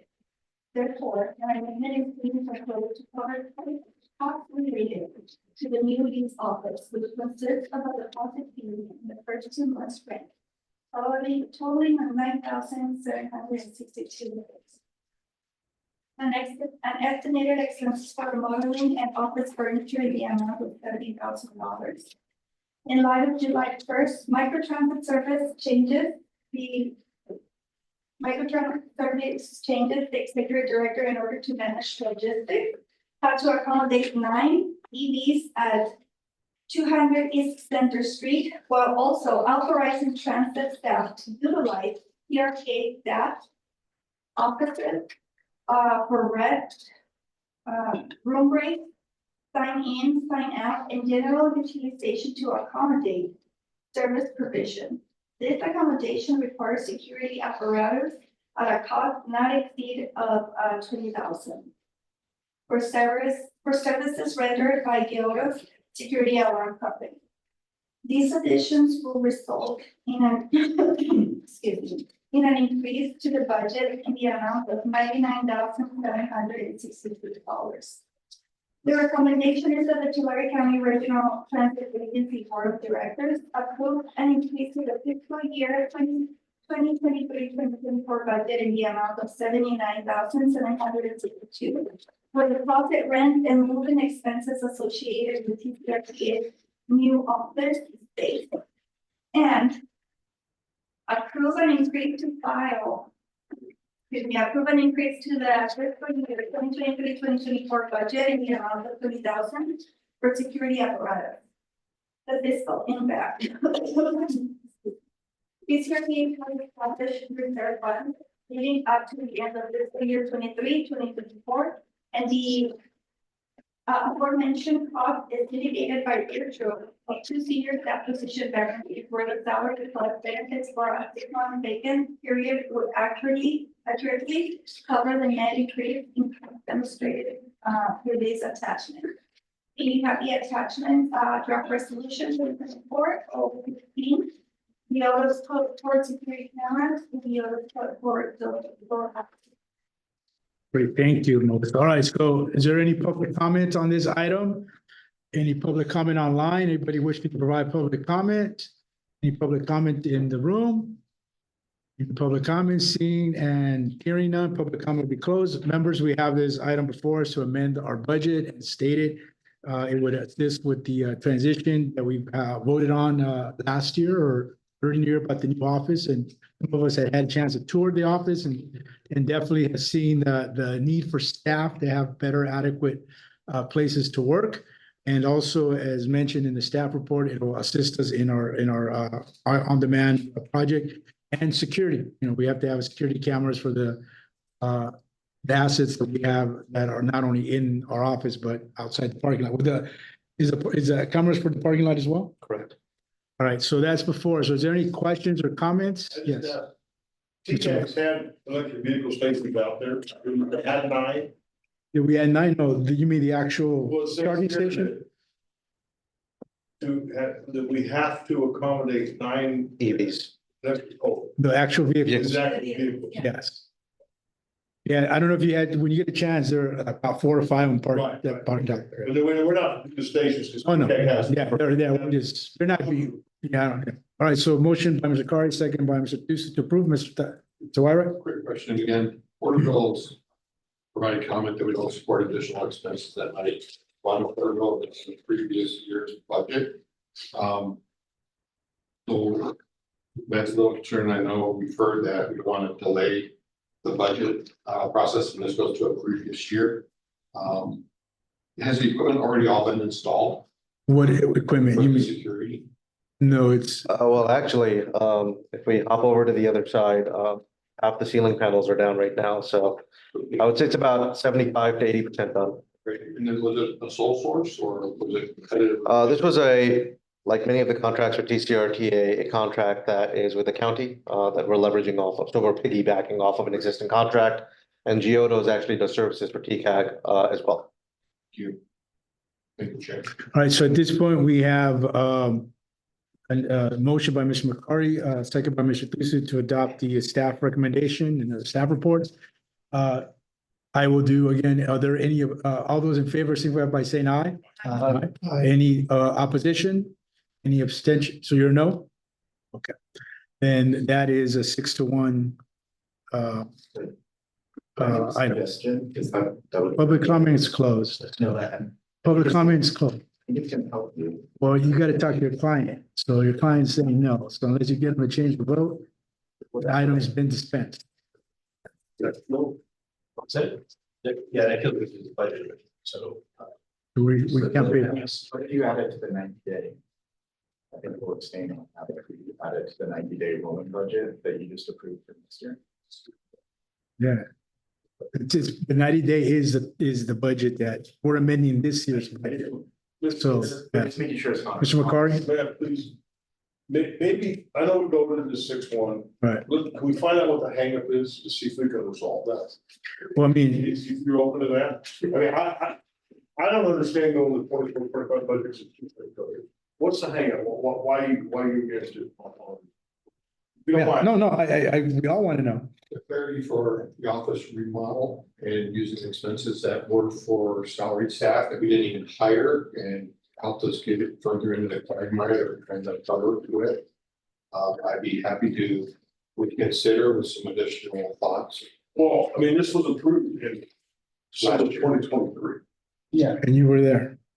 And I wasn't there. I mean, but Mr. Wainwright. 2023, it was approved to do the add-on to the building. And it's just now coming to fruition. There's been change in management, changeover. And so it's finally getting pushed through.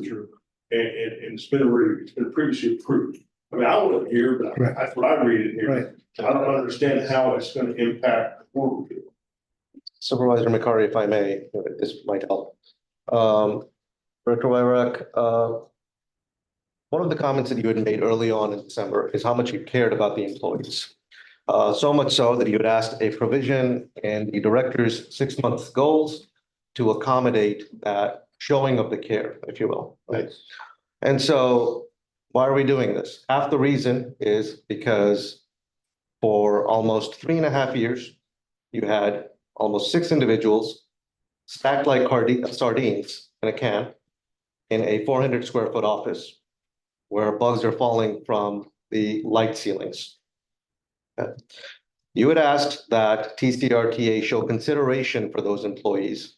And the actionable step to that consideration is by giving them a safe space where we can show appreciation in a tangible fashion. Right? And so that is exactly what has been implemented. And all of those staff are largely, they're all here. And you can query each of them in terms of whether their life was better, stacked like sardines in a can, 3 of them in an office, or whether they much rather prefer having their own space and whether that shows a greater sense of consideration for the value of their service, which is running this transit agency. And so what you're really signing off on is that appreciation that you've asked for, right? That consideration that you asked for towards the employees. And there are subsequent items as well in terms of what does employee enablement look like? So my personal request to you would be, please honor that, honor my ability to show them the appreciation that they deserve for being crammed that way and disrespected for 3.5 years. Because they will not voice it, but I will voice it for them, because I feel that's my role. They needed this. They needed that sign of respect. They needed that space to be able to have a safe environment for which to work on. And the product that you've seen, you tangibly believe that every month since my hire, there has been more and more transparency and more work shown to this board and to the rest of the member agencies. If that statement is true, I can only take some of the credit. It's all of these folks around us that are making it happen, right? And so the vote that you give either rings true to your request or it does not. And for me, that's the bottom line. Everything else is secondary. All right, so we're done with public comment. This has been already approved. Already approved. Is there a negative impact to Porterville on this? May I ask him that? Yeah, I mean, What's the negative impact on Porterville? Well, and that's what I'm gonna ask. There is no increase to the budget that's been approved, correct? we're using staff Money within the budget, staff vacancies, right? savings. So there's savings with the staff vacancy, so just for the sake of argument, we'll say a $19 million budget has been approved before this. It's still a $19 million budget, it's just money gets moved around, Right. right? Yes. Nothing else is coming to Porterville. So Share that way. there won't be anything else coming to Porterville, so I think with that, Director Wyrock, I think it would be up to Director Wyrock to make a motion for reconsideration, and you can abstain on that. Because that's something else. Well, the motion for reconsideration would come from an aye vote. So if Mr. McCarty wants to move for reconsideration, then Mr. Pizzo will second, and we'll open the vote. Are you okay with I'd that? like to move for reconsideration. Great, then there'll be a second, Second. and then, all right, so now the motion's once again before us. So all those in favor, signify by saying aye. Any opposed? Any abstentions? And that passes 7-0. So thank you very much. Can I ask Director where your office was? My office for the 4 months would be in the old county jail in the basement. With no air conditioning or no other accommodations except for the equipment that was down there, so. All right, well, thank you very much. So we're gonna move on to the next action item, which is to accept the fiscal year 22-23 audit by Brown Armstrong related findings.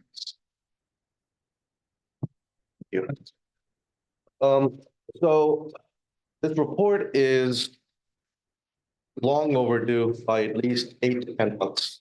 This should have happened sometime in October of 2023.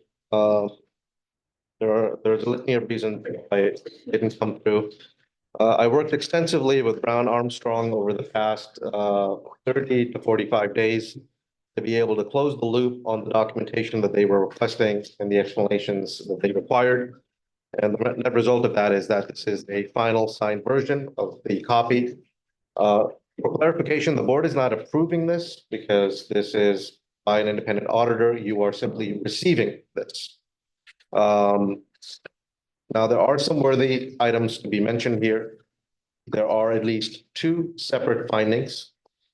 One of the findings is very much related to that architecture that I'd mentioned from an accounting standpoint that did not exist. There are management justifications that are required. So if we turn to page 4, under financial highlights, page 75 of the overall packet, page 4 of the audit. One of the key elements that I had mentioned earlier is that, I'll just read it out loud. And negative $141,211 represents the unrestricted net position of the agency on June 30th of 2023. So this again supports this general notion that the agency from a cash flow standpoint has been operating at a deficit. In this case, You don't hear it from staff, you hear it directly from an independent auditor that does this for a living. And the county utilizes the same firm just for context and so do many other member agencies. Outside of that, from a management response standpoint, which is towards the end, we've simply said that we are working with the controller's office to be able to establish the controls that have been lacking for 3.5 years. And as part of the technical advisory committee, we will make that happen. We'll make that commitment. And the other part of this is we do have some journal entries that we need to reconcile as part of the findings. But again, this is a good predicament to be in. We're starting right back up in July with beginning the independent audit for fiscal year 23-24, excuse me. So finally, we'll be on track. The one other thing that I will mention is it's not part of this, but it's related, which is the state I want to say it was either Caltrans or the state auditor's department on finances that had also reached out to me, and they were in the process of auditing TCRTA's books beginning in July. This is because there were some requisite items financially that were required to be produced to the state of California that were not. And I'm happy to report that once I was made aware of the issue, worked with staff to reconcile that. And so they're not going to do a spot audit of our finances in July because the requirement hasn't been met to their satisfaction. All right, I have a question. So ever since I got on this board, one of my pet requests had been internal control. And now we know what water. So what are you doing to make sure that control is in place for the most? Well, we're doing a variety of things. I mean, one of the things obviously is that by sharing what hasn't worked, we have additional eyes. Been in direct contact with the controller's office, and I'm utilizing their subject matter expertise to be able to cover the deficit in the gaps that we have. In addition to that, we've instituted certain policies and processes through conversation in terms of what is the difference between a restricted fund versus a non-restricted fund, right? And so as we come before the board with a finalized annualized budget that has the blessing of the advisory committee, that in itself will spell out some of the internal controls that we've been missing. The others are documentations that I'm still learning are need to be in place that are not, and that do not exist. It's part of the internal It control. should be policy procedures specifically for internal control. Yes. Especially for the finance. Yes. And based on what is here that needs, that's. Absolutely. Most improvement. Absolutely. And again, it's multiple processes, right? And it's multiple policies. The procurement policy that you have later on is one metric of that internal control, right?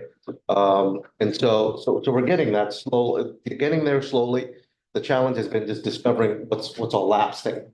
Another issue with internal control, from my point of view, and help me understand is, we don't have any independent EIN. Everything goes through TCAG. And so when the revenues are brought in and the expenses are made, how do you separate authority? So that is true leading up to July 1st. Come July 1st, we are separating from underneath the umbrella of the fund center that is TCAG's and simply utilizing our own. So we will be the umbrella come July 1st, and it will be Fund Center 793. Okay, so then you can play whatever you. And we've already established the internal controls in terms of what gets, from an APAR standpoint, gets processed by Melissa versus what gets approved by me. Okay. Yeah. Thank you. so let me do public comment and we'll, any more questions and we'll take action. So anybody? Want to know, and the deficiencies been resolved? They did us 2 deficiencies in here. Yeah, yes, And we've addressed them. yes. I'm sorry to interrupt. No problem. So is there any public comment on this item online? Anybody wishing to provide public comment, unmute yourself. Public comment in the room. Seeing none, public comment will be closed. Mr. McCarty, any questions or ready for motion there? You want to? That we received a file, 22-23 audit conducted by Brown. Second. Moved by Mr. Wyrick, second by Ms. Riddle to adopt the staff recommendation. All those in favor signify by saying aye. Aye. Any opposed? Any abstentions? And that passes 7-0. All right, next on the on the next item is the adoption of the procurement manual, which is a large document that we had a chance to look at. Thank you, Chair. So I had presented this previously and there were comments. Those comments have been looked at and resolved. I also extended the courtesy of sharing this with the Technical Advisory Committee and opened it up to comment from them. No comments were received. This was provisioned and paid for by a third-party contractor, Susan Hefner, in this case. Some of the details that might be relevant is, yes, this is likely a template from some other location. A lot of the edits that had to be made were likely indicative of that. But this should be a good to go version that takes the core structure into account as it relates to transportation agencies. And so before you for consideration is the adoption of this, which also goes into internal control. Because frankly, it sets the guidelines for what the board is authorizing the transit director to do. I would like to move to adopt TCRTA procurement manual with the proviso that we'd be able to augment and to edit as needed. That would include. Was this reviewed by the county council? Comment I see. TCRTA just falls to the county, there's an administrative contract with the county. I want to make sure that there's a spot. Maybe it doesn't have to be wrong, but it's not correctly, but I want to make sure that this, we're not going to go outside of any kind of county procurement process. It applies. If I may, it does not. The county procurement process is a separate process than TCRTA's, hence the adoption. So we don't need to have it.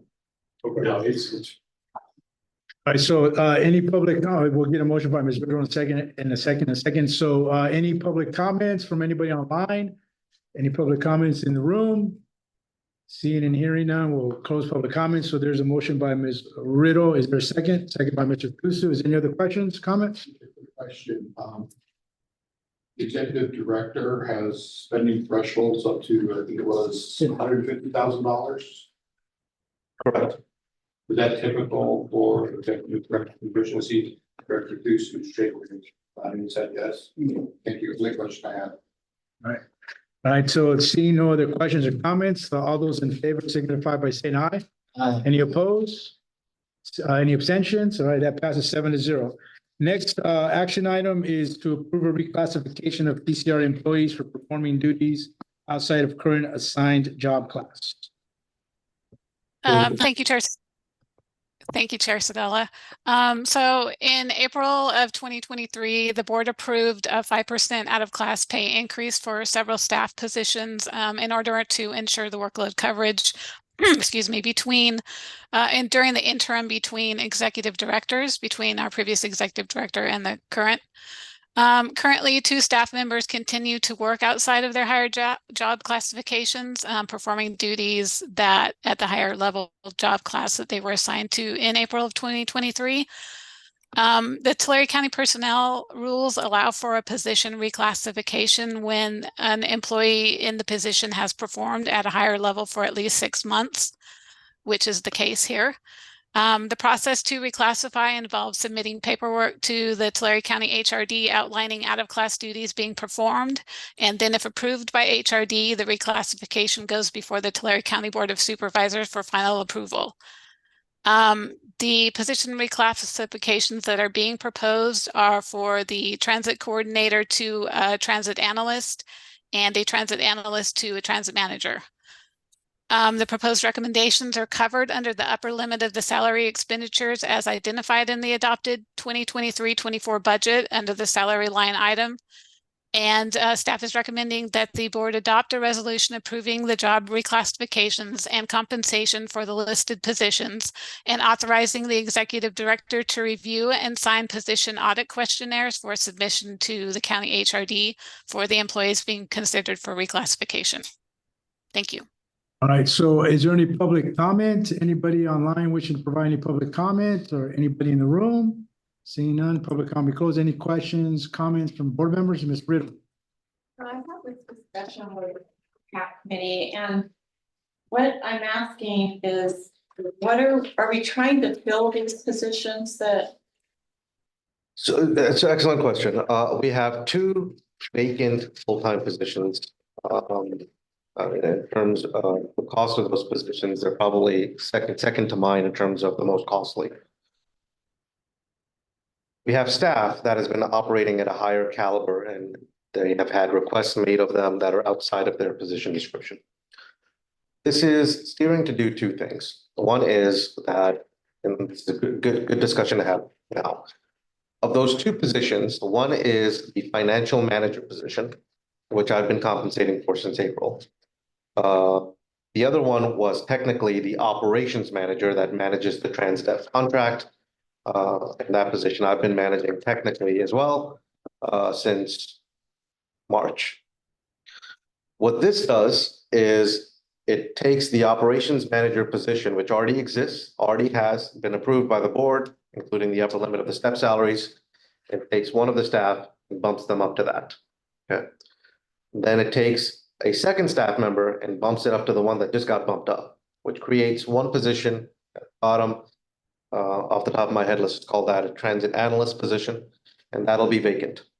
I don't presently have any desire to want to fill that because there are deficiencies in the TransDev operating contract, or for the lack of a better word, I need to hold the transit provider's feet to the fire.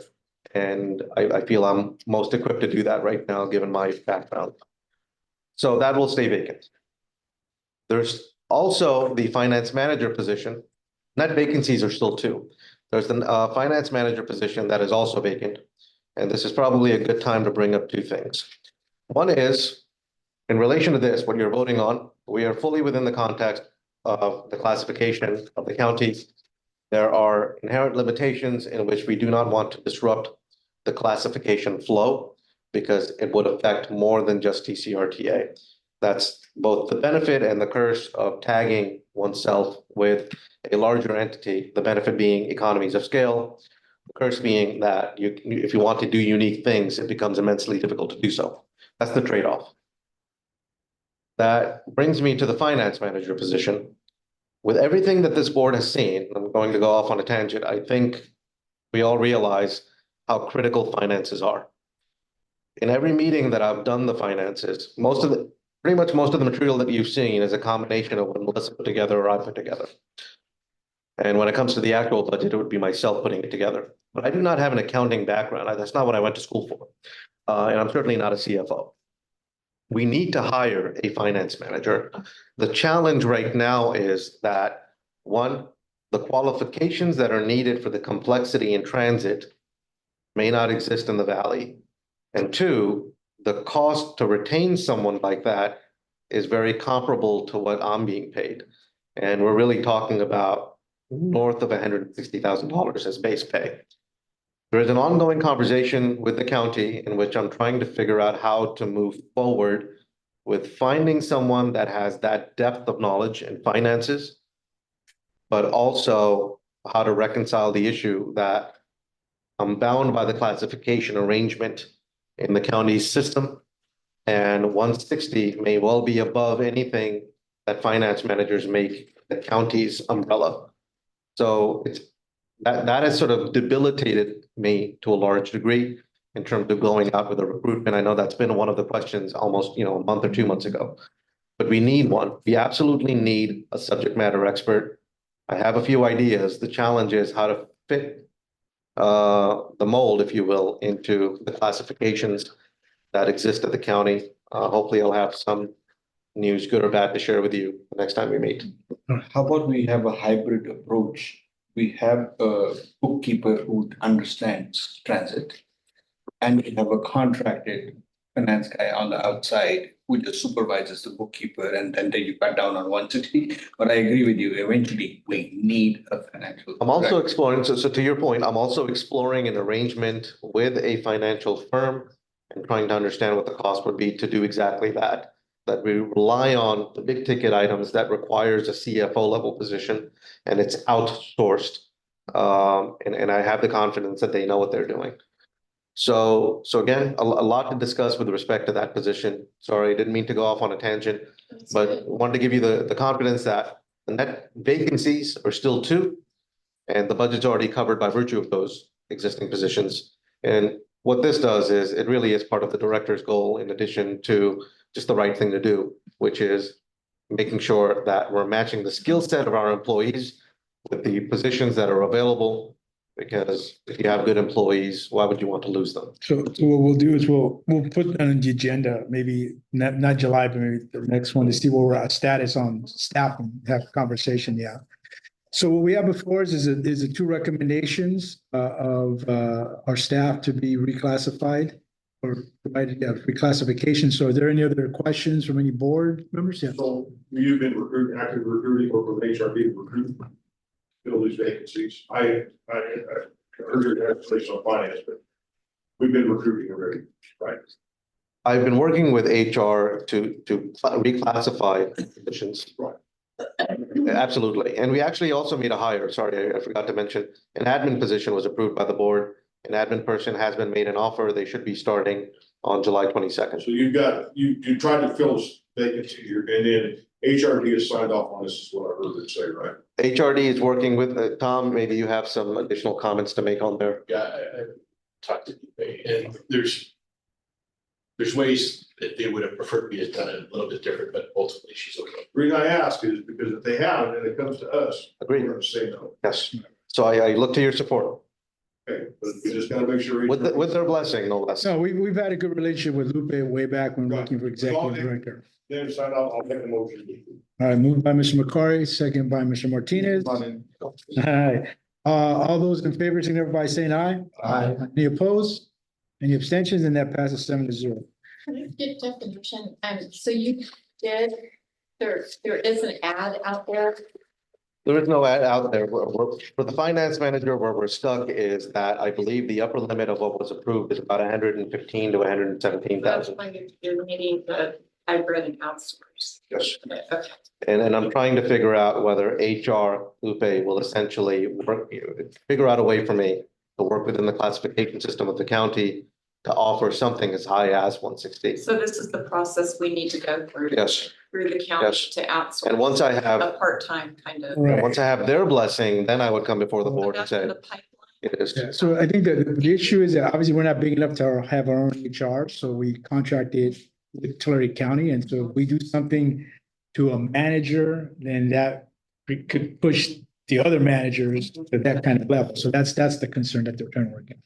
So real quick, so I've been request for item I to be moved to a future meeting, correct? Correct. And then I know the time is here, so members, what I'd like to do is the rest of the agenda is informational items, and the information has been provided in our packets. Unless there's a member who would like to discuss any of these, we'll just take those as informational requests. Unless there's one you'd like to say, I'd like to have a conversation on this, that way we can go through the agenda and finish up the agenda and then move on to, I'll move on to the end of our agenda, which would be other business. Is there anybody who wants anything on, excuse me?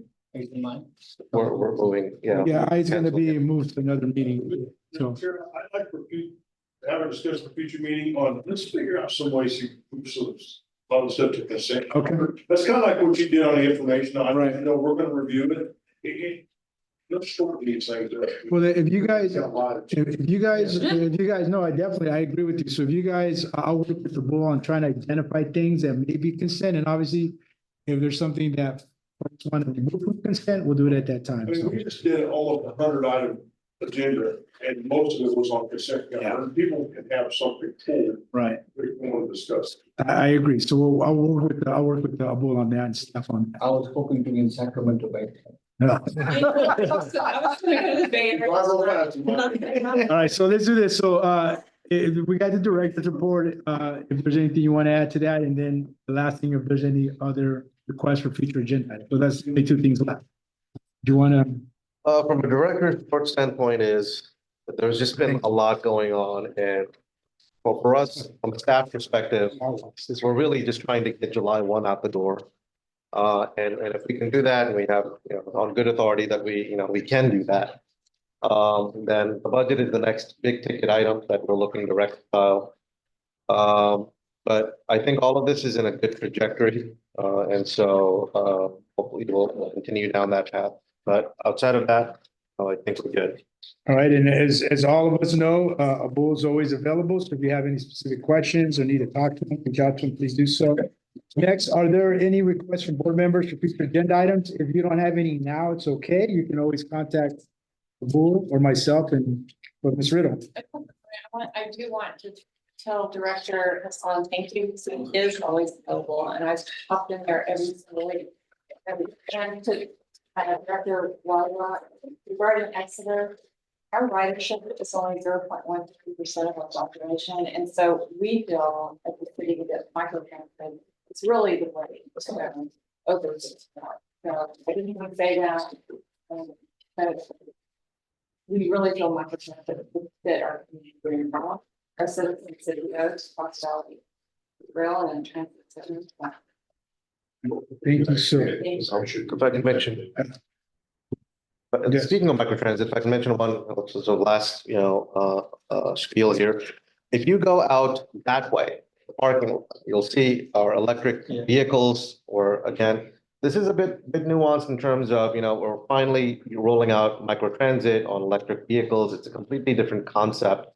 Of course, we've always had bigger buses with EVs, but the construct of this is a little different. And it'll be exciting, I think. If there are no other comments, Mr. Wyrick?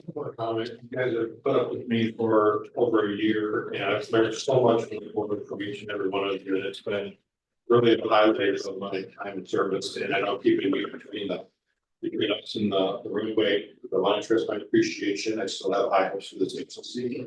I think you guys got some momentum underneath there too, and I applaud the reports we had on the finances going forward, and I wish you guys the best. Thank you for helping us close out quarter. Are you still gonna be on? Oh. Bless you guys. Thank you. I might show up for a public comment here. All right, so if there are no other comments, I have a Yes. comment. just do so. Thank you very much.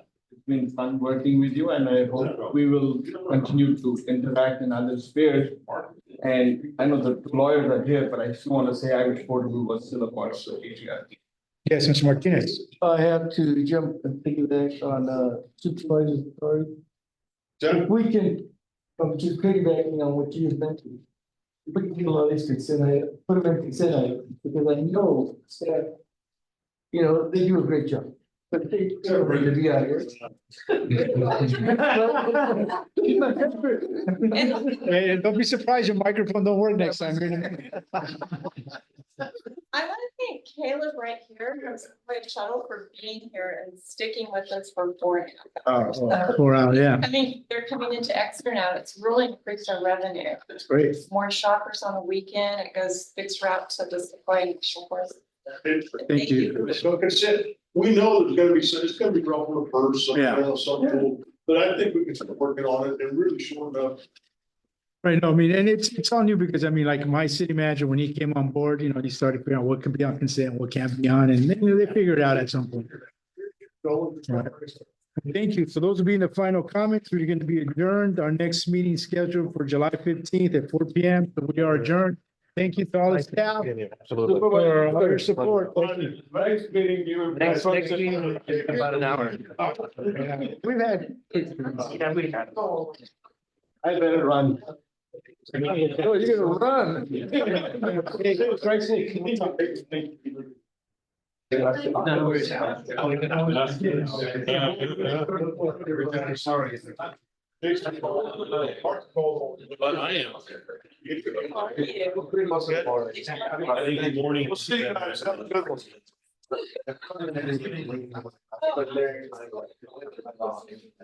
So.